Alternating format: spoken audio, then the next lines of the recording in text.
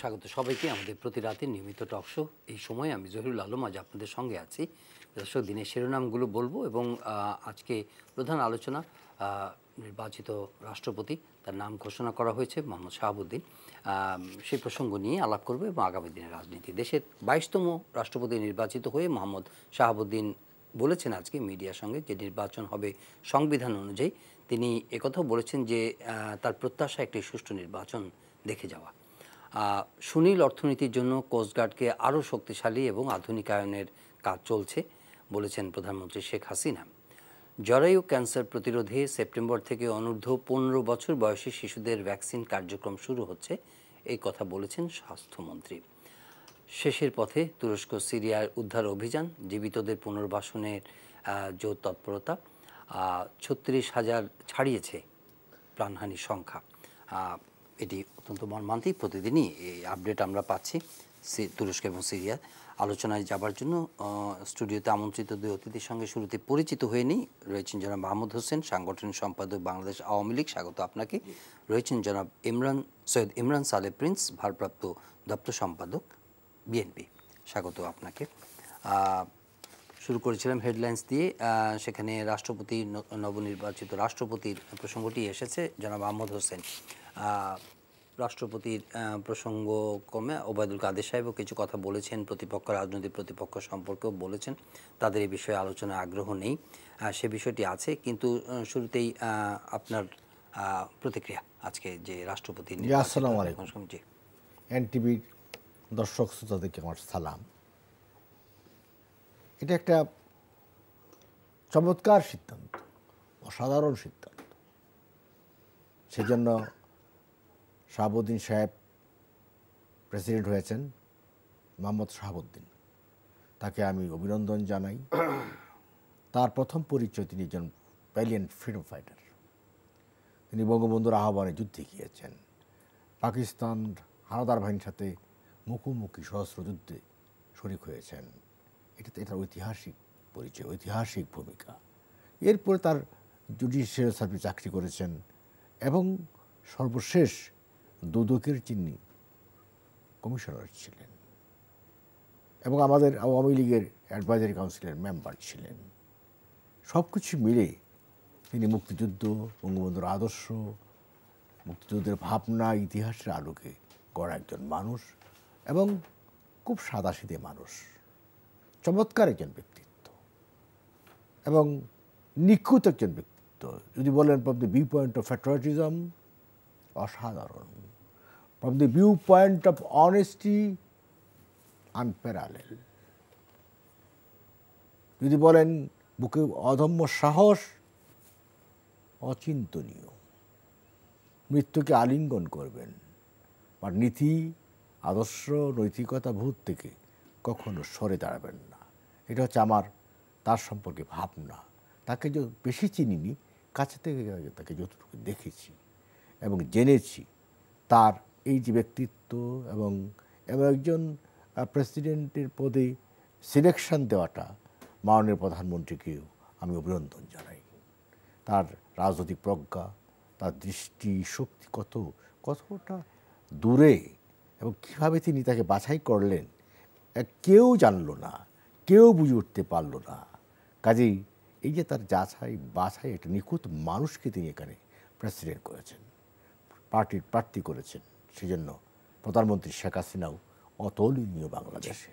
জনাব সৈয়দ ইমরান সালে প্রিন্স, ধন্যবাদ আজকের এই শোতে আমাকে আমন্ত্রণ জানানোর জন্য এবং একই সাথে আহমদ ভাইকে শুভেচ্ছা জানাচ্ছি, দর্শক শ্রোতাদেরকে শুভেচ্ছা জানাচ্ছি।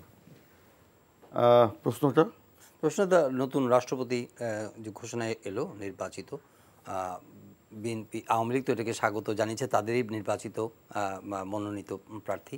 বিএনপি তো এখানে কোনো অংশগ্রহণের কোনো সুযোগ নেই, বলেছে এ নিয়ে কথাও বলতে চায় না। কিন্তু আপনার কাছ থেকে জানতে চাই যে আজকে নতুন নাম ঘোষিত হয়েছে রাষ্ট্রপতি। দেখেন, চুপ্পু সাহেবকে নতুন রাষ্ট্রপতি করাতে ওনারা করেছেন একদলীয় সংসদ, একদলীয় কর্তৃত্ববাদী শাসন। সেখানে প্রধানমন্ত্রীকে ক্ষমতা দেওয়া হয়েছে। প্রধানমন্ত্রী নিজ ক্ষমতা বলে, নিজ সিদ্ধান্তে, নিজ চিন্তায় চুপ্পু সাহেবকে প্রেসিডেন্ট বানিয়েছেন। তো সেখানে আমাদের কোনো বক্তব্য নেই, এই নিয়ে আমাদের কোনো আগ্রহও নেই। কারণ টোটাল গণতান্ত্রিক প্রক্রিয়াটাকে আজকে এমন একটা পর্যায়ে আওয়ামী লীগ নিয়ে গেছে যেখানে গণতন্ত্র পুনরুদ্ধারটাই আজকে আমাদের কাছে মুখ্য। আজকে দেশে গণতন্ত্রের নামে যে প্রহসন চলছে, আজকে এই যে নির্বাচনী যে প্রক্রিয়া, যেভাবে ওনারাই এই জিনিসটাকেই আরও গণতান্ত্রিক প্রক্রিয়ায় নির্বাচিত মানে বা সিদ্ধান্তটা নিতে পারত, কারণ ওনারা নিজেদের দলকেও ওনারা কিন্তু বিশ্বাস করে না, দলের নেতৃত্বকেও মূল নেতৃত্ব এখনও বিশ্বাস করে না। তো যে কারণে একক ক্ষমতা বলে প্রধানমন্ত্রী এই নামটা দিয়েছেন। এবং আজকে বিভিন্ন পত্রিকায় আমরা দেখেছি যে আওয়ামী লীগের অনেক সিনিয়র নেতা, অনেক সিনিয়র মন্ত্রী তারা এই নাম শুনে কালকে নাকি আশ্চর্যান্বিত হয়েছে এবং উষ্মা প্রকাশ করেছেন। আজকে বিভিন্ন পত্রপত্রিকায় রিপোর্ট অনুযায়ী আমরা রিপোর্টে যা দেখলাম। তো যাই হোক, এটা নিয়ে আমি কোনো বক্তব্য রাখতে চাই না, আমি ব্যক্তিগতভাবে কোনো মতামত ব্যক্ত করতে রাষ্ট্রপতি চাই না। মহামান্য এবং সবার শ্রদ্ধেয় এবং উনি নির্বাচিত হয়েছেন। সেইটা ধরেন এই যে হামিদ সাহেব যে ছিলেন রাষ্ট্রপতি, উনিও তো মহামান্য ছিলেন, উনি তো দেশের 1 নম্বর রাষ্ট্র এখনো আছেন। তো তিনি কি আওয়ামী লীগের সিদ্ধান্তের বাইরে কোনো সিদ্ধান্ত নিতে পেরেছেন? তার কি সেই কোনো যোগ্যতা বা সেই কোনো ক্ষমতা ছিল? তা আজকে সমস্ত ক্ষমতা হচ্ছে একজন ব্যক্তির হাতে কেন্দ্রীভূত। আজকে সেই একজন ব্যক্তির হাত থেকে ক্ষমতাকে আমরা জনগণের হাতে ফিরিয়ে দিতে চাই এবং সেই কারণে আমরা আজকে আন্দোলন করছি। বাংলাদেশ তো আর গণতান্ত্রিক রাষ্ট্র নাই। এই যে একটু আগে দেখলাম মার্কিন যুক্তরাষ্ট্রের যে দ্বিতীয়বারের মতো যে গণতন্ত্র সম্মেলন অনুষ্ঠিত হচ্ছে, সেখানে বিশ্বের 111টি দেশকে মার্কিন যুক্তরাষ্ট্রের রাষ্ট্রপতি মিস্টার বাইডেন তিনি আমন্ত্রণ জানিয়েছেন। সেই তালিকাতেও তো বাংলাদেশ নেই। প্রথম যে সম্মেলনটি গত বছর অনুষ্ঠিত হয়েছিল সেখানেও কিন্তু বাংলাদেশের নাম ছিল না, এই 21 সালে। দ্বিতীয়বার যে এবার 23 সালে আগামী মার্চে যেটা অনুষ্ঠিত হচ্ছে সেখানেও কিন্তু ছিল না। আমরা তো দেখতে চেয়েছিলাম বাংলাদেশকে, এটা তো নাই মানে বাংলাদেশকে কোন পর্যায়ে নিয়ে গেছে। আমরা তো চাই বাংলাদেশ সেই সম্মেলনে উপস্থিত থাকুক। আমরা দেখেছি কিছুদিন আগের মার্কিন সহকারী পররাষ্ট্রমন্ত্রী এসেছিলেন, সেখানে যে দ্বিপাক্ষিক আলোচনা হয়েছে সেই দ্বিপাক্ষিক আলোচনায় বাংলাদেশ পক্ষ অনেক কাকুতি মিনতি করে মানে আমেরিকার সহকারী পররাষ্ট্রমন্ত্রী এবং যারা কর্মকর্তারা এসেছিলেন তাদেরকে অনুনয় বিনয় করে বলেছেন যে ঠিক আছে, প্রথম সম্মেলনে না থাকলেও দ্বিতীয় সম্মেলনে যেন অবশ্যই নামটা থাকে। তখন তারা বলেছিলেন যে এই যে সিলেকশন যেটা করেন তারা একটা প্রক্রিয়ার মধ্য দিয়ে করেন এবং কতগুলি ক্রাইটেরিয়া তারা মেনটেন করে। সেই ক্রাইটেরিয়া তারা বলেছিলেন যে কর্তৃত্ববাদী সরকার যেখানে আছে, যে দেশ বা যে সরকার দুর্নীতিগ্রস্ত, যেখানে মানবাধিকার লঙ্ঘন হয়, তাদেরকে এই সম্মেলনে আমন্ত্রণ জানানো হয় না। এটা একটি জাতীয় পত্রিকায় সেই মিটিংয়ের মানে কার্য বিবরণী একদম পরিপূর্ণভাবে।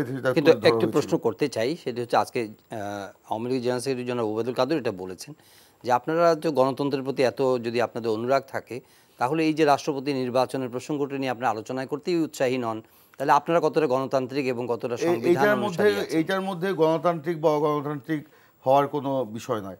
এখানে যদি আপনার একটা দেশে যে একটা রাজনৈতিক সংকট চলছে, এই সংকটে রাষ্ট্রপতির মহামান্য রাষ্ট্রপতির যে অফিস, সে অফিসটাকে যদি আমরা এই সংকট নিরসনের জন্য কাজে লাগানোর জন্য যদি আওয়ামী লীগ চিন্তা করত তাহলে কিন্তু সেটা হতো। কিন্তু আজকে কী দেখলাম, তিনি রাষ্ট্রপতি হয়েই তিনি বললেন যে সংবিধান অনুযায়ী নির্বাচন হবে। সংবিধানে তো অবাধ নিরপেক্ষ সুষ্ঠু নির্বাচনের পথ রুদ্ধ করে দেওয়া হয়েছে।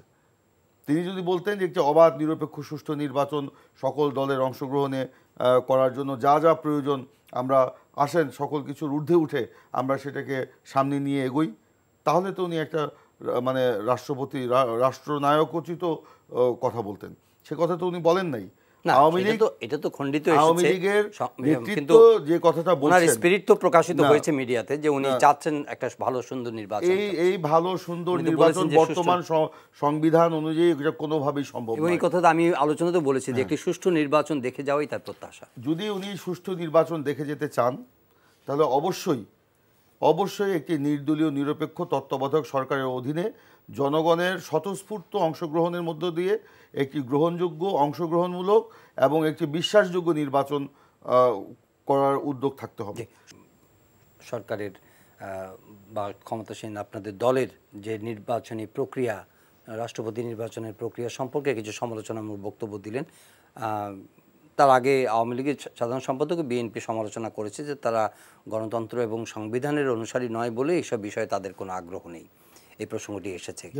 আমি এইমাত্র যারা শুনলাম হিজবাইয়ের মনটা ভালো না, যে কোনো কারণে হোক, সেজন্য আমি খুব বেশি উত্তপ্ত কথা বলবো না। আমি একটি কথা বলতে চাচ্ছি, যেটা হচ্ছে পার্লামেন্টারি সিস্টেমে আপনার আব্দুর রহমান বিশ্বাস যে পাওয়ার ছিল, ইয়াজউদ্দিন সাহেবের যে পাওয়ার ছিল, একই পাওয়ার আমাদের দেশের প্রেসিডেন্টের। এটা শাহাবুদ্দিন সাহেব বলেন, বর্তমান আমাদের মহামান্য রাষ্ট্রপতি আব্দুল হামিদ সাহেব বলেন, অতীতে জিদ্দুর রহমান সাহেব ছিলেন, একই পাওয়ার। ইভেন নেইবারিং কান্ট্রি ভারতের রাষ্ট্রপতিরও একই পাওয়ার। ইভেন ব্রিটেনের যে রাজা অতীতে রানী ছিলেন, একই পাওয়ার। আমরা পার্লামেন্টারি সিস্টেমে যে তারা হচ্ছে head of the state but not head of the government, এটা পার্লামেন্টারি সিস্টেমে। আর প্রেসিডেন্সিয়াল ফর্ম অফ গভর্নমেন্টে আপনার এক্সিকিউটিভ পাওয়ারটা থাকে রাষ্ট্রপতির হাতে, প্রেসিডেন্টের হাতে।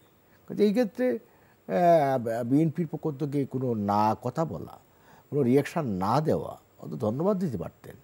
একেবারে একটা চুপচাপ সাইলেন্ট, এত সাইলেন্ট হলে কি চলে? একেবারে কোনো ক্ষেত্রে এই ক্ষেত্রে কি পজিটিভ কথা বলা যায় না? আর আপনাদের জনাব মোহাম্মদ শাহাবুদ্দিন সাহেব বলেছেন সংবিধান মোতাবেক, হ্যাঁ তিনি সংবিধানের প্রতি অনুগত থাকবেন, তার শপথে কথা বলতে হবে, সংবিধানের প্রতি অনুগত থেকে কাজ করবেন, এর শপথ বাক্যেই লেখা আছে। কাজেই সাংবিধানিক একটা প্রেসিডেন্ট তো সংবিধানের পক্ষেই কথা বলবে। তিনি কি সংবিধানের বাইরে যেতে পারবেন? Is it possible to go out the constitution? তার পক্ষে সম্ভব? কোনো রাষ্ট্রপতির পক্ষেই সম্ভব না। যে রাষ্ট্রপতি সংবিধানের বাইরে যখন যাবে তখনই অর্ডার ইভেন্ট চলে আসে। যেমন তাদের জিয়াউদ্দিন সাহেব যখন সংবিধানের বাইরে চলে গেলেন, সংবিধানের প্রশ্নে সার্টিভ হতে পারলেন না, তখন কিন্তু ওয়ান ইভেন্ট চলে আসলো। তিনি ওয়ান ইভেন্টের কাছে তিনি সারেন্ডার করলেন, সংবিধানের প্রতি তিনি সংবিধান ভঙ্গ করলেন। কাজেই এটা তো আপনার বাঁচতে হবে। রাষ্ট্রপতি প্রেসিডেন্ট অলওয়েজ সংবিধানকে সংরক্ষণ করবেন, সংরক্ষণ করে সংবিধান মোতাবেক কথা বলবেন। এবং তিনি কী বলেছেন? তিনি বলছেন এটা ভালো নির্বাচন চান, মানে ইনক্লুসিভ নির্বাচন চান। এটা ইনক্লুসিভ নির্বাচন দেখে তাকে তিনি দেখতে চান, ভালো, এটি পজিটিভ কথা। উনি তো নেগেটিভ কথা কিছু বলেননি। তিনি আরেকটা কথা বলেছেন যে মুক্তিযুদ্ধের পক্ষে যেন বাংলাদেশ থাকে।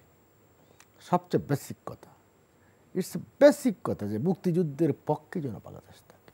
অর্থাৎ মুক্তিযুদ্ধের ভাবনা, মুক্তিযুদ্ধের দৃষ্টিভঙ্গি, ৩০ লক্ষ শহীদের আত্মত্যাগ, মুক্তিযোদ্ধারা যে জীবন দিয়েছে, বঙ্গবন্ধুর নেতৃত্বে যুদ্ধ করতে স্বাধীন করেছে, এক সাগর রক্তের বিনিময়ে বাংলাদেশ স্বাধীন হয়েছে, সেই বাংলাদেশ যেন থাকে, সেই বাংলাদেশের পক্ষে তিনি কথা বলেছেন। আর তিনি তো এই কথা বলেননি। তিনি কি এই কথা বলেছেন যে আমরা মুক্তিযুদ্ধের নাম দিয়ে ওই অন্য পথে যাব, এটাও বলেছেন না, এটা বলতে পারেন না। কাজে আজকে আমরা আশা করেছিলাম বিএনপি অন্ততপক্ষে কথায় কথায় বিএনপি আমাদেরকে অটোক্রেট বলে। What is autocracy? অটোক্রেট নয়, কর্তৃত্ববাদী সরকার। তো কর্তৃত্ববাদী সরকারের সংজ্ঞাটাকে আমি বুঝলাম না কিছু। কর্তৃত্ববাদী সরকারে তো কোনো মাল্টি পার্টি সিস্টেম থাকে না। কর্তৃত্ববাদী সরকারের সময় তো কোনো মিছিল হয় না। কর্তৃত্ববাদী সরকারের সময় কোনো সভা সমাবেশ করা যায় না। কর্তৃত্ববাদী সরকারের সময় তো কোনো ওই টকশোতে কোনো বিতর্ক চলে না। কর্তৃত্ববাদী সরকারের সঙ্গে কোনো বাক স্বাধীনতা থাকে না। তো হাউ ক্যান ইউ টেল এটা কর্তৃত্ববাদী সরকার? Sheikh Hasina is more democrat. এখন আমেরিকাতে দাওয়াত পান না, তার অর্থ এই নয় যে তিনি ডেমোক্রেট নয়। আর আমেরিকার সাথে তো আমাদের সম্পর্ক খারাপ না, ভালো আছে, দ্বিপাক্ষিক সম্পর্ক ভালো আছে, তার ডেভেলপমেন্ট পার্টনার। আর আমেরিকা হচ্ছে পৃথিবীর একজন সবচেয়ে পাওয়ারফুল স্টেট, তাকে একটু সমীহ সবাই করে। আমরা উন্নয়নগামী দেশ, উন্নয়নশীল দেশ, আমাদের মতো দেশ, আমরা কেন, ভারতের মতো স্টেটও তো আপনার আমেরিকার সাথে টক্কর দিয়ে চলতে পারবে না। কাজেই আমেরিকার পরামর্শ সম্প্রতি দেখা গেল যে রাশিয়ান স্যাংশন জাহাজকে ফেরত পাঠিয়ে দিয়েছে বাংলাদেশ। রাইট, রাশিয়ার যে স্যাংশন হয়ে গেছে, সেই স্যাংশনটা জাহাজটায় আসলো, এটা কি আমরা কি আমাদের এখানে আসতে দিয়েছি? আমরা রিসিভ করেছি না ফেরত দিয়েছি? এর মধ্য দিয়েই কিন্তু মাননীয় প্রধানমন্ত্রী বঙ্গবন্ধু কন্যা শেখ হাসিনার আরেকটা সাহসিকতার প্রমাণ রেখেছেন। এর মধ্য দিয়ে কিন্তু একটা বার্তা দিয়েছেন, আমেরিকা আমার বন্ধু, আমেরিকা আমার শত্রু না। কিন্তু আমেরিকার কথা বলে আপনি যদি পাওয়ারে আসবেন, আমেরিকা কি আপনাকে পাওয়ারে নিয়ে আসবে? আমেরিকার কি এটা পলিসি আছে? আমেরিকা বলছে ভোটে আসতে হবে, নির্বাচনে আসতে হবে, ভোটের মধ্য দিয়ে মানুষ যাকে ভোট দেবে তারাই সরকারে যাবে। এটা এটা আমেরিকা বলবে। আপনি ভোটে আসবেন না, আপনাকে আমেরিকা এসে এখানে আপনার গভর্নমেন্ট চেঞ্জ করে দিবে? এটা আমেরিকার policy? Do you think so? কর্তৃত্ববাদী সরকার থাকলে সভা সমাবেশ কি করে করছেন, কথা কি করে আজকে বলছেন? সভা সমাবেশ করতে গিয়ে আমরা তো লাশ হচ্ছি, বুকের তাজা রক্ত ঢেলে দিতে হচ্ছে। আপনি গত পরশুদিন 11ই ফেব্রুয়ারি সারা দেশে ইউনিয়ন পদযাত্রা ছিল আমাদের। সেই ইউনিয়ন পদযাত্রার মতো একটা নিরীহ গ্রামের একটা নিরীহ কর্মসূচি, যেখানে গ্রামের সহজ সরল মানুষ অংশগ্রহণ করেছে, নেতাকর্মী সমর্থকরা অংশগ্রহণ করেছে, কিভাবে গুলি করে নির্বিচারে মানুষের বুক ঝাঁঝরা করে দেওয়া হয়েছে। আমি গতকালকে ময়মনসিংহে তাদেরকে দেখতে গিয়েছিলাম হাসপাতালে।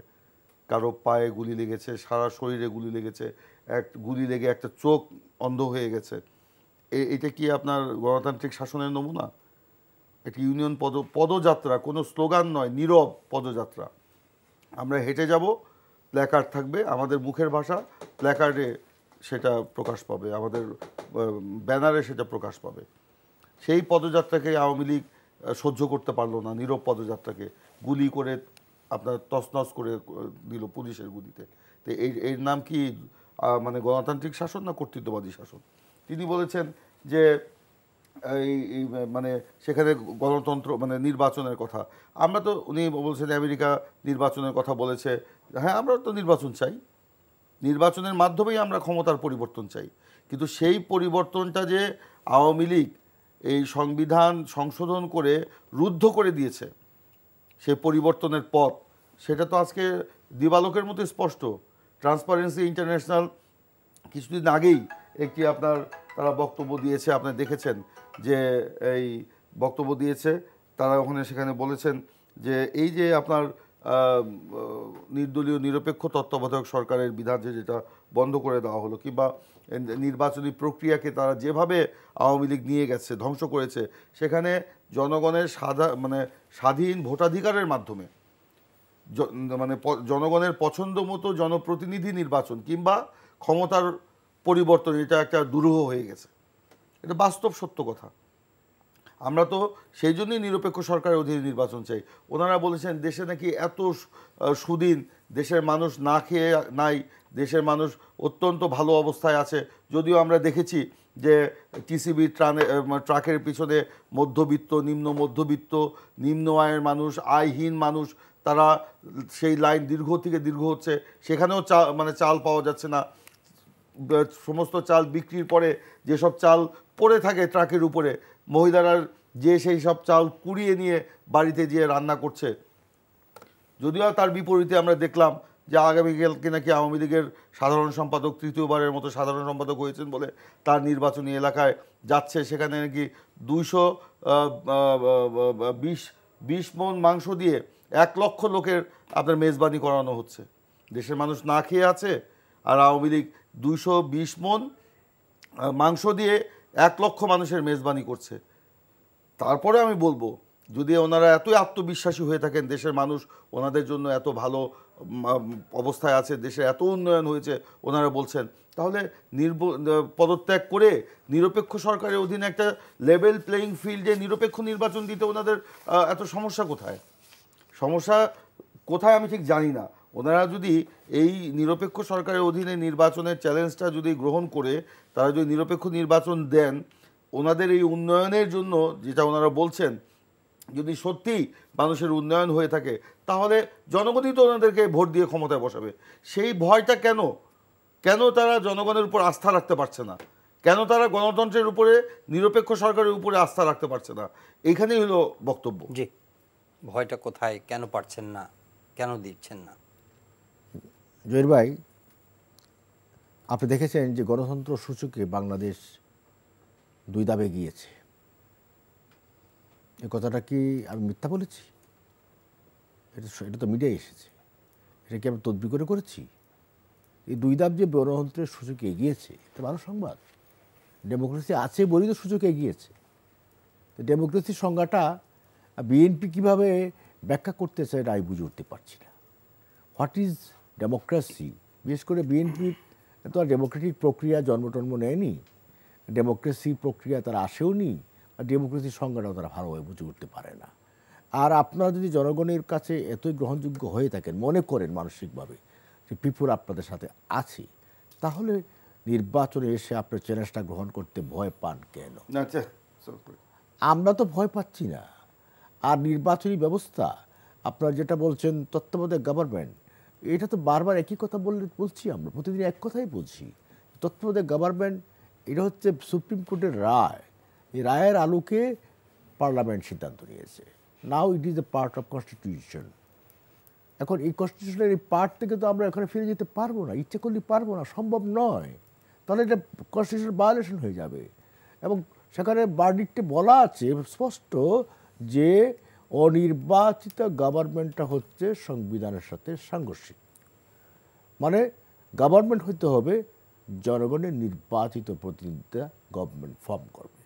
এবং দেখে লক্ষ্য করেছেন পার্লামেন্টে মাননীয় প্রধানমন্ত্রী বলেছেন যে বাংলাদেশে আর কোনোদিন অনির্বাচিত গভর্নমেন্ট হবে না। এটা হচ্ছে লাস্ট মেসেজ। এই মেসেজটাকে আমলে নিতে হবে বিএনপিকে। আমলে নিয়ে তারা ক্রেডিবল নির্বাচন করতে চায়। এমনকি ইউরোপীয় ইউনিয়ন এসেছিল এবং তারা নির্বাচন কমিশনের সাথে কথা বলেছে। তারা বলেছে আমরা নির্বাচনের সময় পর্যবেক্ষণ করতে আসতে চাই। Alright, it is allowed. Even মাননীয় প্রধানমন্ত্রীও বলেছেন, জাতিসংঘকেও বলেছেন আপনারা আসেন। ইভেন আমেরিকাও যদি চায় তারা আসতে পারে, তারা নির্বাচন পর্যবেক্ষণ করবে এসে নির্বাচন ঠিকমতো হচ্ছে কি না। কাজে এই বিষয়গুলো তাদের আমলে নিতে হবে। এখন যদি তারা আমেরিকাকে বিশ্বাস না করে, ইউরোপীয় ইউনিয়নকে বিশ্বাস না করে, জাতিসংঘকে বিশ্বাস না করে, বিশ্বাস কাকে করে? আপনার প্রতি যদি নিজের আত্মবিশ্বাস থাকতে হবে। আত্মবিশ্বাসে বলিয়ান না হয়ে যে পার্টি রাজনীতি করে সেই পার্টি হচ্ছে একেবারেই কাদের কিনারায় পড়ে গেছে, নিজের সে শক্তিই নেই। এই যে বলে ইউনিয়নে নাকি আপনার পদযাত্রা হয়ে গেছে বাংলাদেশে, আমি তো এমন কিছু দেখলাম না। আমি সুনামগঞ্জে ছিলাম, আমি সবাইকে জিজ্ঞেস করলাম যে এখানে কোনো পদযাত্রা হচ্ছে? না হচ্ছে। সিলেটে হচ্ছে? না হচ্ছে না। ময়মনসিংহে, ওনারও বাড়ি ময়মনসিং, আমারও বাড়ি ময়মনসিং অঞ্চলে, পাশাপাশি উপজেলা, আমার উপজেলায় কিছু হয় নাই। ইভেন দুবারও হয় নাই। এবং হালুয়াঘাটে কয়টা ইভেন হয়েছে, ওনার হয়নি। কারণ ওই গ্রাস রুটে কিন্তু বিএনপি এখন সেইভাবে নেই। এটা তারা ঢাকাভিত্তিক সংগঠন, ঢাকাভিত্তিক কিছু জমায়েত করছে। সংগঠনের অবস্থা কিন্তু 12টা বেজে গেছে। বিএনপি নির্বাচনে না এসে কিন্তু বিএনপি এখন কঙ্কাল হয়ে গেছে পলিটিক্যালি। মুখটা আছে, ওই মুখ দিয়ে কথা বলছে, এই কথা সব যত কথা বলছে, এত অসত্য কথা, এত বানোয়াট কথা শুনতে শুনতে কান জ্বালাপালা হয়ে যাচ্ছে। জনাব সৈয়দ ইমরান সালেহ প্রিন্স, বেশ কয়েকটি বিষয়, সেটি হচ্ছে যে সংবিধান যে পরিবর্তন এসেছে, যে অনির্বাচিত সরকার আর কখনো ক্ষমতায় আসবে না, বা অনির্বাচিত সরকার তো নির্বাচন পরিচালনা করার প্রশ্নই আসে না, সেটি একটি বিষয়। এবং বিএনপি যে কথাগুলো বলছে প্রতিনিয়ত একই চর্বিত চর্বণ, এবং তারা সমস্যার সমাধানের পথে নেই, তারা একগুঁয়েমির মধ্যে আছে, এরকম একটা অন্তঃশাসনের বক্তব্য রাখছে। সমাধান করতে চাই। আজকে সমস্যা তো সৃষ্টি করেছে আওয়ামী লীগ, নির্বাচনকে একটা প্রশ্নবিদ্ধ নির্বাচন করেছে। উনি যে বললেন যে সংবিধান, অনির্বাচিত সরকার আসবে না, প্রথম কথা, এই কথা কি 1996 সালে ওনাদের মনে ছিল না? যখন একটি অনির্বাচিত নির্দলীয় সরকারের অধীনে নির্বাচন করার দাবিতে তারা 173 দিন হরতাল করেছে, জ্বালাও পোড়াও করেছে। স্বাধীনতা যুদ্ধের সময় যে চট্টগ্রাম পোর্ট বন্ধ ছিল না, সেই তত্ত্বাবধায়ক সরকারের আন্দোলনে 96 সালে 1 মাস চট্টগ্রামের পোর্ট বন্ধ করে হাজার হাজার কোটি টাকার আপনার কি বলে রপ্তানিযোগ্য জিনিস আপনার নষ্ট করেছে, গার্মেন্টস সেক্টরে ধস নামিয়ে দিয়েছিল, আপনার জ্বালাও পোড়াও করেছে। এই কথা কি সেই 96 সালে ওনাদের মনে ছিল না? হঠাৎ করে আজকে মনে হলো অনির্বাচিত সরকার আপনার অধীনে নির্বাচন করা যাবে না? কেন হঠাৎ করে মনে পড়লো তাদের? এই জন্যই মনে পড়েছে যে তারা আসলে জনগণের যে কাছে যে ওয়াদা করেছিল, একটি ওয়াদাও তারা বাস্তবায়ন করতে পারেনি। তারা বলেছিল ঘরে ঘরে চাকরি দেবে, সেই ঘরে ঘরে চাকরি নাই। 10 টাকা সে চাল খাওয়াবে, সেই চাল এদেশের মানুষ আপনার 80-90 টাকা কেজি দরে কিনে খেতে হয়েছে। তারা বলেছিল বিনা পয়সায় সার দিবে, সেই সার বিনা পয়সায় তো দূরের কথা, বিএনপি আমলে যে সার ছিল 300 টাকা, সেই সার আওয়ামী লীগ 1100 টাকায় বিক্রি করেছে। তো এগুলো অনেক উদাহরণ দেওয়া যাবে। এই জন্য তারা জানে যে জনগণ তাদের কাছ থেকে মুখ ফিরিয়ে নিয়েছে। এই জন্য তারা নির্দলীয় সরকারের অধীনে নির্বাচন করলে তাদের শোচনীয় পরাজয় ঘটবে। এই জন্য তারা আজকে বলছে অনির্বাচিত সরকার। তো এই যে আওয়ামী লীগ সরকার, এটা কি নির্বাচিত? 2018 সালে নির্বাচন যেটা হয়েছে, নির্বাচনের নামে প্রহসন হয়েছে, আগের রাতে অনুগত প্রশাসনকে দিয়ে ব্যালট বাক্স ভরিয়ে পরের দিন ঘোষণা দিয়েছে, এটা তো সবাই জানে, বিদেশি দেশি সবাই জানে, এটা দিবালোকের মতো স্পষ্ট। এই সরকার কি নির্বাচিত সরকার? তারা আবার বলে যে অনির্বাচিত সরকার আসবে না। আজকে আমরা অনির্বাচিত সরকারকে দীর্ঘদিন তো ক্ষমতায় রাখতে চাই না। 3 মাস এসে তারা নির্বাচনটা সুষ্ঠু এবং লেভেল প্লেইং ফিল্ডে করে দিয়ে যাবে। আওয়ামী লীগের অধীনে তো সেটা সম্ভব নয়। এই যে 6টা উপনির্বাচন হলো, বিএনপি যে 6টা এমপি ছিল তারা পদত্যাগ করলো, সেখানে আওয়ামী লীগ উপনির্বাচন করলো। সেই নির্বাচনও তো তারা কীভাবে সাজানো পাতানো, কেউ বলে সাত্তার মডেল, কেউ বলে হিরো আলম মডেল, কেউ বলে অমুক মডেল, কেউ বলে আওয়ামী মার্কা নির্বাচন।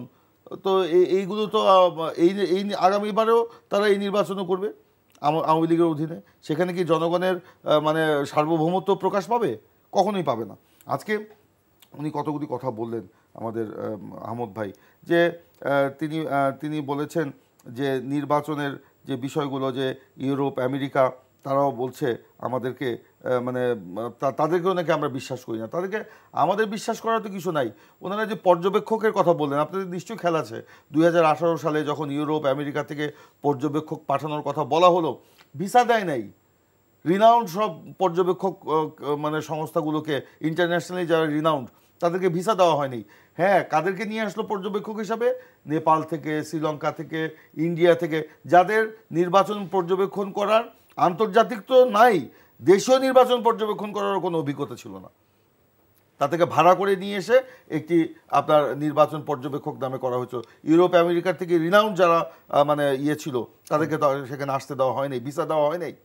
নিশ্চয়ই আপনার মনে আছে, আপনি তো ইন্টারন্যাশনাল অনেক নিউজ কভার করেন, আপনি জানেন, আপনি এখনও ওয়েবসাইটে বা ফেসবুকে গেলে আপনি এগুলো দেখতে পাবেন। তো তখন যে আসতে দিবে এমন কি নিশ্চয়তা আছে? তারপরেও আমি বলবো যে আসলে উনি আমাদেরকে বলেছেন, আরেকটু কথা বলি, উনি বলেছেন জনগণের প্রতি যদি আমাদের কোনো যদি আস্থাই থাকে এত, তাহলে আমরা কেন নির্বাচনের চ্যালেঞ্জ গ্রহণ করছি না? আমরা নির্বাচনের চ্যালেঞ্জ গ্রহণ করতে একেবারেই প্রস্তুত, কিন্তু সেই নির্বাচন হতে হবে নির্দলীয় নিরপেক্ষ তত্ত্বাবধায়ক সরকারের অধীনে। জনগণের প্রতি আস্থা আছে, জনগণের স্বাধীন মতামতের প্রতিফলন ঘটবে ওই নিরপেক্ষ সরকারের অধীনে নির্বাচনে। আওয়ামী লীগ সরকারের অধীনে কোনো সেই জনমতের প্রতিফলন ঘটবে না। আজকে আমি একটা শেষ করি, একটা জায়গায় এসে আমি শেষ করতে চাই যে আজকে বলা হচ্ছে যে গণতন্ত্রের সূচকে বাংলাদেশ নাকি 2 ধাপ এগিয়েছে, কিন্তু স্কোর একই স্কোরে রয়ে গেছে। 2 ধাপ এগিয়েছে কখন?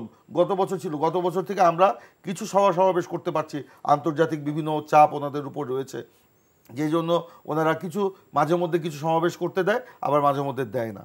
তো যখন কিছু দিয়েছে হয়তো 2 ধাপ এগিয়েছে, কিন্তু স্কোর তো একই স্কোরে রয়েছে। 5 বছর যাবত একই স্কোরে রয়েছে, স্কোর তো কোনো পরিবর্তন ঘটে নাই।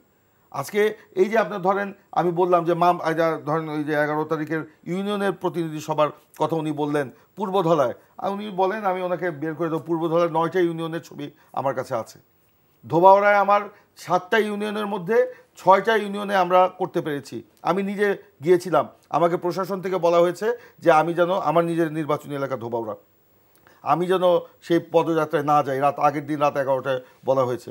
তারপর তো আমি রিস্ক নিয়ে আমি গিয়েছি, ধোবাউড়া সদরে করেছি, গোয়াতলায় করেছি, গামারিতলায় আমাদের নেতৃবৃন্দ করেছে, দক্ষিণ মাইজপাড়ায় করতে যাওয়ার সময় পুলিশ, ওখানে আওয়ামী লীগের এরা দাও কিরিচ দিয়ে দৌড়িয়েছে, আপনার মানে বাগবেড়ে করেছে, হালুয়াঘাটে 12টায় হয়েছে, ফুলপুর আপনার কি বলে তারাকান্দায় হয়েছে, গৌরীপুরে করতে যাওয়ার সময় আমাদের নেতাকর্মীদের দাও দিয়ে কুপিয়ে মেরে আপনার গাড়ি ভাঙচুর করা হয়েছে, আমাদের এক নেতাকে গুলিবিদ্ধ করা হয়েছে। কোন জায়গায় আমরা করি নাই? জামালপুরে আপনার গুলিবিদ্ধ করা হয়েছে। আমাদের এই ইউনিয়ন পদযাত্রা করতে গিয়ে আমাদের নেতাকর্মীদের মধ্যে আমরা যে উজ্জীবিত ভাব দেখেছি, সাধারণ মানুষ স্বতঃস্ফূর্তভাবে আমাদের পদযাত্রায় সামিল হয়েছে। আজকে দেখেন মামলাগুলো কিভাবে দিচ্ছে, আমাদের এক নেতা, নেত্রকোনা জেলা বিএনপির সদস্য সচিব ডক্টর রফিকুল ইসলাম হিলালি, তিনি বিএনপির সেন্ট্রাল কমিটি মেম্বার, তিনি গিয়েছেন আপনার ইন্ডিয়াতে চিকিৎসা করার জন্য। 11 তারিখ রাত্রে উনি দেশে ফিরলেন, কিন্তু 11 তারিখে রাত্রে দেশে ফিরলো, সকাল 10টায় ওনার নেতৃত্বে নাকি কেন্দুয়াতে নাকি কোথায় আটপাড়ায় আপনার মানে নাশকতা হয়েছে, এই জন্য ওনার বিরুদ্ধে মামলা দিয়ে দেওয়া হয়েছে। আপনার তারাকান্দায় সারাদিন আপনার ফুলপুরে ভালো মিছিল হলো, সমাবেশ হলো, আপনার রাত্রেবেলা ভাঙ্গারি দোকান থেকে অচল মোটরসাইকেল নিয়ে এসে আওয়ামী লীগ এবং পুলিশ যৌথভাবে সেটা পুড়িয়ে আমাদের নেতাকর্মীদের বিরুদ্ধে মামলা দিয়েছে। আপনার এরকম কত উদাহরণ চাবেন? আপনার আরেকটি উদাহরণ আমি দেই। আমাদের এক নেতা, আমার মাগুরাতে আপনার 4 জন নেতাকে গ্রেপ্তার করা হয়েছে। তারা ছিল মাগুরা সদরের 2টি পদযাত্রায় ছিল, হ্যাঁ, কিন্তু তাদেরকে যে মামলা দেওয়া হলো মোহাম্মদপুর থানা, আরেক থানার মিথ্যা মামলা দিয়ে তাদেরকে আপনার কোর্টে চালান দিয়ে দেওয়া হয়েছে।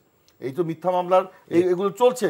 এগুলো করে তো আওয়ামী লীগ আজকে মানে নিজেদেরকে যেরকম অপমানিত করছে, জনগণকে অপমানিত করছে। আরেকটি উদাহরণ দিই, আজকে ফুলপুরে একজন সাধারণ মানুষের বিরুদ্ধে একটা মামলা দিয়েছে, বিএনপি করে না, কোনো জায়গায় বিএনপির নাম নাই। সেটা যখন সকালে সে শুনতে পারলো তার নামে মামলা দিয়েছে, ওখানে সে হার্ট ফেল করে মারা গেছে।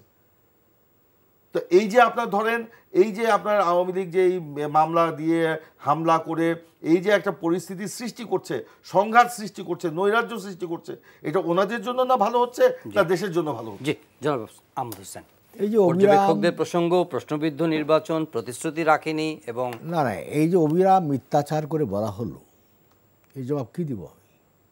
আপনি যদি এইগুলো অভিযোগ আকারে প্লেস করলেন আমাদের এই শোতে, যদি এটা মনেই করেন যে এই মিথ্যা কথাগুলো আপনি পার্লামেন্টের নির্বাচনের আগে গিয়ে জনগণকে বলবেন, তো জনগণ তো আপনাদেরকে হাততালি দিতে পারে। নির্বাচনে এসে কথাগুলো বলেন, আমাদের বিরুদ্ধে এই যে মিথ্যা কথাগুলো বলে ফেললেন যে আমরা এই করেছি, সেই করছি, কত শত অভিযোগ দিচ্ছেন, লক্ষ অভিযোগ দিচ্ছেন, কোটি অভিযোগ দিচ্ছেন, এত কোটি কোটি অভিযোগ আপনি পাবলিকের কাছে দেয়, এই বিচার কে করবে? এই বিচারের মালিক হচ্ছে জনগণ। এই টকশোর জহিরুল হক সাহেব এটা বিচার করতে পারবে না। যদি আপনার এত কনফিডেন্স থাকে, আপনি রাতের অন্ধকারে গিয়ে যদি আপনি প্রতিটা ইউনিয়নে যদি আপনি করতে পারেন, পদযাত্রা করতে পারেন, তাহলে আপনি রাতে দিনে আপনি নির্বাচনে যেতে সাহস পাচ্ছেন না কেন? আমি গতরা চিনি না, আমি দোবরা চিনি না, আমি কি হালুয়াঘাট চিনি না। এখন তো ফেসবুকে ভাই বাজারে গিয়ে 7 জন দাঁড়িয়ে একটু ফেসবুকে পোস্ট করে দিল আমরা পদযাত্রায় শরিক হচ্ছি, এমন বহুই কিছু দেখা যায়। কিন্তু আমি বলছি ভাই, আপনি যে মিথ্যা কথাগুলো বললেন, এটা যদি আপনার কাছে সত্যই হয়ে থাকে আর আপনার সাহসী ভূমিকা রেখেই থাকে, তাহলে এই সাহসটা আরও বেশি সাহস আপনি নির্বাচনে দেখান, নির্বাচনে দেখান, তাহলে জনগণ তো আপনাকে হাততালি দিতে পারে। কি কাজে আর কোনো ওয়ে আউট নাই। এখন আপনারা অতীতে 13, 14, 15 সালে সন্ত্রাস করেছেন, এখনও কিন্তু ওই পথে যাচ্ছেন না কেন সেটাই বুঝি। যাচ্ছেন না তো আন্তর্জাতিক চাপে, আমরা চাপে আছি, আপনারাও চাপে আছেন। আপনাদেরকেও অ্যাডভাইস দেওয়া হয়েছে যে এগুলো করলে কিন্তু হবে না, এই জঙ্গিবাদের সাথে আতাত করলে হবে না, সন্ত্রাসী কার্যক্রম করলে হবে না। এই যে জামাতের সাথে একটু দূরত্ব রাখিয়ে বোঝাতে চাচ্ছেন যে জামাতের সাথে আমাদের সম্পর্ক নাই, এটা কিন্তু ইন্টারন্যাশনাল কমিউনিটি বুঝে যে জামাতের সাথে আপনাদের সম্পর্ক আছে। কাজেই এট দি লাস্ট যদি আপনি নির্বাচন বয়কট করেন, নির্বাচনে না আসেন, তাহলে আপনার অপশানটা কি? What is option? এই অপশানটা বলেন। এটা তো আপনার পিপুলের কাছে ক্লিয়ার করতে হবে যে আমি নির্বাচনে আসবো না, নির্বাচনে পার্টিসিপেট করবো না, এটা হচ্ছে আমার অপশান, এটা হচ্ছে আমার program. What is your program? এটা পিপুলকে বলেন না কেন? এটা অন্তরের মধ্যে রাখছেন কেন?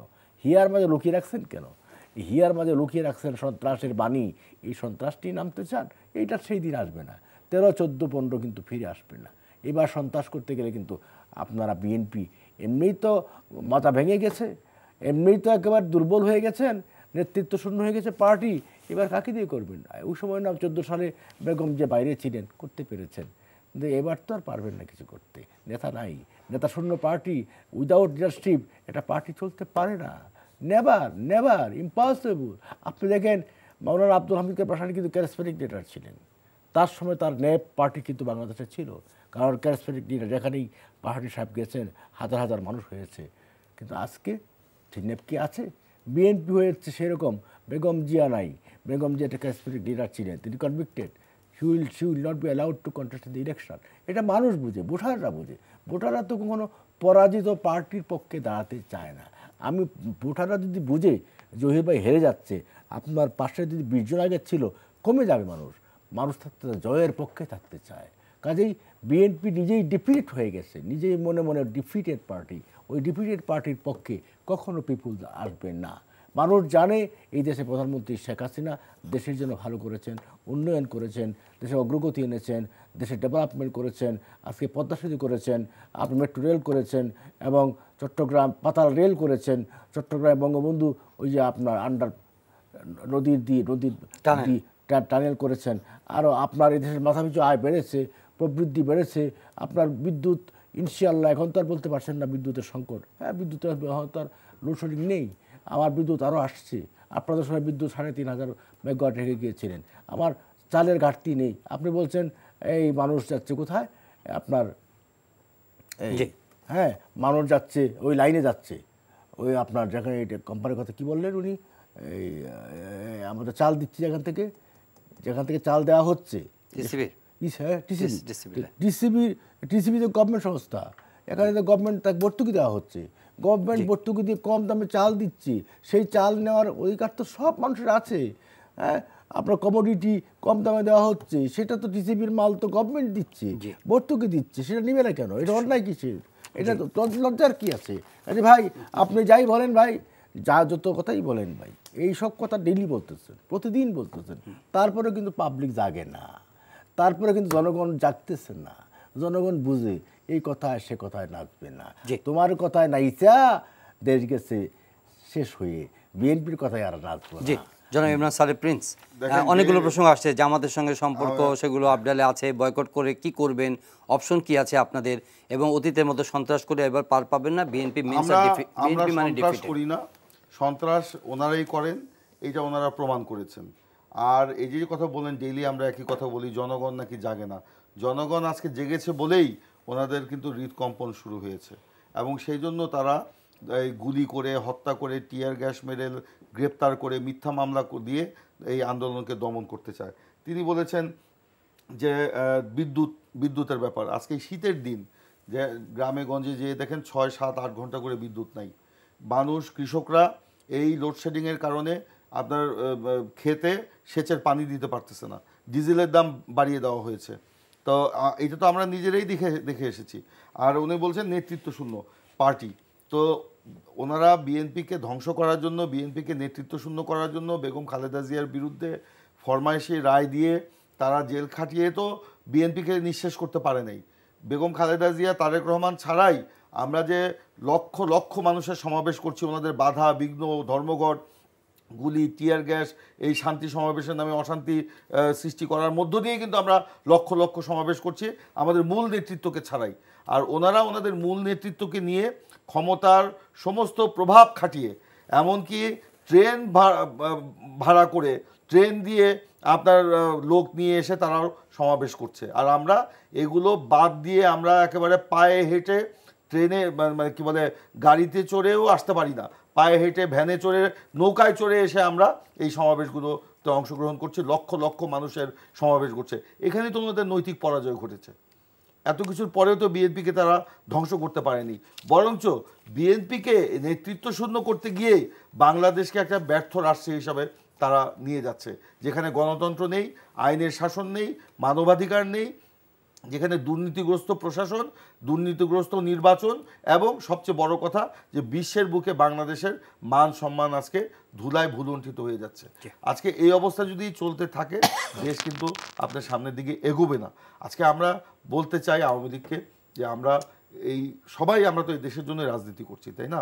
আসুন আমরা দেশের যদি ভালো চাই, গণতন্ত্রের যদি ভালো চাই, আমরা যদি জনগণের ভোটের অধিকারে বিশ্বাস করি, জনগণের সার্বভৌমত্বে যদি বিশ্বাস করি, তাহলে আমরা আসুন যে আমরা একটি অবাধ, নিরপেক্ষ, সুষ্ঠু নির্বাচনের জন্য এগিয়ে যাই। কে ক্ষমতায় থাকলাম, কে থাকলাম না বড় কথা নয়। আজকে না হলে এই আওয়ামী লীগের শরীরে যে আজকে কালিমা লেপন হয়েছে, এই যে ভোটবিহীন সরকার, ভোট চুরি করে ক্ষমতায় থাকার যে ব্যাপারটা, এটা সারা জীবন রয়ে যাবে, এবং এইটাতেই আওয়ামী লীগ ধ্বংস হয়ে যাবে। শেষ করবো, আপনি যদি জয়েন করতে চান। আমি জয়েন করতে চাই শেষবারের মতো, শেষ কথা বলি। আগে রবীন্দ্রনাথের কথা শুনতাম, ছোটো গল্পের সংজ্ঞা হলো যে যার শেষ নেই, যে গল্পের শেষ নেই ছোটো গল্প। রাজনীতিরও শেষ নেই, রাজনীতি অবিরাম কথা চলছে, অবিরাম কথা হবে। তবে শেষ কথা হলো নির্বাচন হচ্ছে একমাত্র ক্ষমতায় থাকা বা ক্ষমতায় যাওয়ার একমাত্র মাধ্যম, এবং সেই ক্ষমতায় যেতে হলে বা নির্বাচনে জয় পরাজয় নির্ধারিত করতে গেলে বিএনপির যে ডেমোক্রেটিক পার্টি হয়, গণতান্ত্রিক পার্টি হয়, তাহলে সংবিধান মেনে নির্বাচনে আসতে হবে। আদারওয়াইজ তারা কিন্তু সন্ত্রাসী পার্টি হিসাবে ইতিহাসে নাম লেখা আছে, ইতিহাসে আরও নাম লেখা হবে, জনগণ তাদের বিশ্বাস করবে না। ধন্যবাদ জনাব আহমেদ হোসেন, ধন্যবাদ জনাব সৈয়দ ইমরান সালে প্রিন্স। প্রিয় দর্শক, আজকের এই সময় এখানে শেষ করছি। দেখা হবে আবারও পরের অনুষ্ঠানে। চাইলে আপনার অনলাইনে অনুষ্ঠানটি দেখতে পারেন, ভিজিট করুন ntvpt.com। এছাড়া ইউটিউব ভেরিফাইড ফেসবুক পেজে আমাদের জনপ্রিয় অনুষ্ঠান খবরের আপডেট আপনারা চাইলে জেনে নিতে পারেন।